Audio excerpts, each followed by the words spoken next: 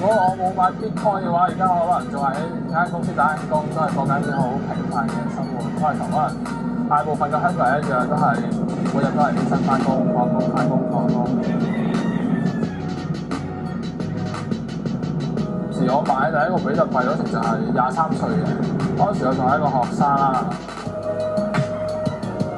嗰時都係上網見到有人討論咁，我就係入去睇下喎，覺得幾得意咁，我就買咗我人生第一個比特幣。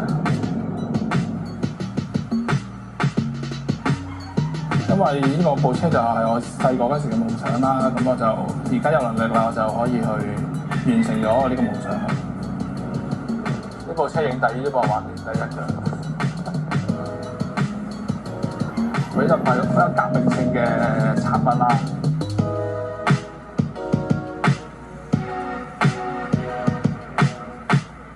So different people liked it for different reasons. The Chinese people like it because it was very volatile. The fact that it would go up and go down a lot in prices. So it served as a good sort of speculative tool, sort of for investment, for trading, for gains, for profit, for losses. And of course, the more pragmatic people who are tech savvy liked it because for Bitcoin mining, you could make money out of thin air. Literally, you put a computer, you plug it into the wall, and then you can make Bitcoin and make real money. Mining is the backbone of Bitcoin. Computers plugged into the network compete to solve complex mathematical puzzles to verify every single Bitcoin transaction.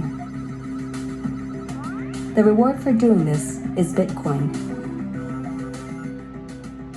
If you're trying to now run a system that is completely decentralized, has no legal system involved in it, you have to kind of like just to create a system that people will trust and will actually still want to use despite the fact that there's nobody coordinating it. And you've got to incentivize people to keep that database running properly.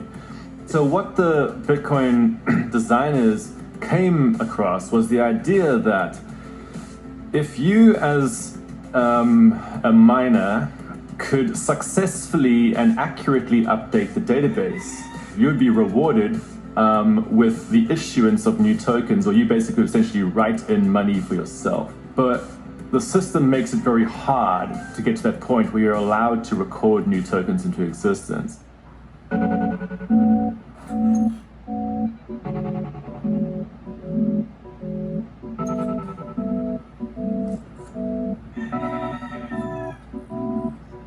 In 2013, my wife and me, we are living in Venezuela and we are working in import and exporting from Hong Kong to Venezuela. Venezuela fall down in economical crisis and we lost the job. One of my friends told me he is mining. Then I said to him, okay, you are mining, let's show me what you are doing. And he invited me in his home. He showed me in this moment one miner called X4. And he said to me, in this moment we are getting like $10 per day. Then I look in my wife in the age and say, this is the business. They only plug this to the electricity, get some internet, and he get $10 per day. We're gonna get rich. The minimum wage in Venezuela is just over $6 a month, and the average family can barely afford enough food to survive. But electricity is cheap, and Vacano saw an opportunity in energy-intensive Bitcoin mining.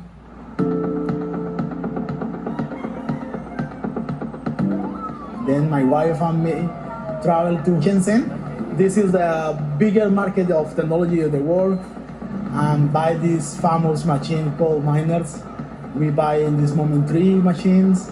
We packing this in the baggage and we smuggle these machines to Venezuela and dream like, okay, let's go to be billionaire of Bitcoin. But in this moment when you're looking for in internet or YouTube about who to install this, nobody had the video, nobody explained nothing. Me and my wife tried to set up the machine. And when we unplug the first, all is okay, the machine is running. We unplug the second one, is okay. But when we unplug the third one, this do explosion. Bam, and 3,000 go to the toilet. This is gonna disaster. In the city we live in is like 38 degrees. then it's hard to control the heating. They start to beat like beep, beep, beep because they are so hot. I remember the 2 or 3 months we are mining, this is a total nightmare. We cannot sleep. I fight with my wife every time. I say, it's your fault. She say, no, it is my fault. You choose this business. I say, no, but you support me. And this is so funny. I go total in desperation and my wife say, no, don't worry. Don't worry. We trust in this technology. We put all hope in this technology and we're waiting. We're waiting and we mining like 12 or 13 months. We recovered the inversion. We are getting per day like $25. Then we only take the calculator and say, okay, $25 per 360 day of the year. Sure, we're gonna get rich fast. Thanks to God and thanks to blockchain, thanks to Bitcoin, we are in good time now. We plan to have baby soon.